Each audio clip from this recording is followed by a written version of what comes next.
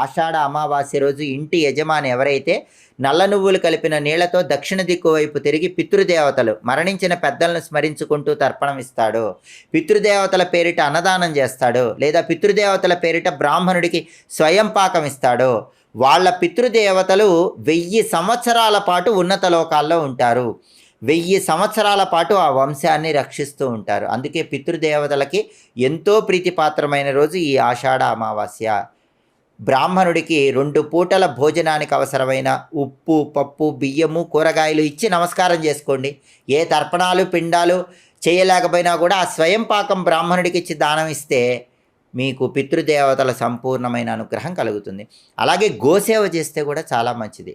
పితృదేవతల పేర్లు చెప్పుకొని గోవు తినడానికి అవసరమైన గ్రాసం అందించడానికి ధనం ఇస్తే కూడా 1000 సంవత్సరాల పాటు పితృదేవతల అనుగ్రహం కలుగుతుంది. అంతటి శక్తి ఈ ఆషాఢ అమావాస్య, చుక్కల అమావాస్యకు ఉంది.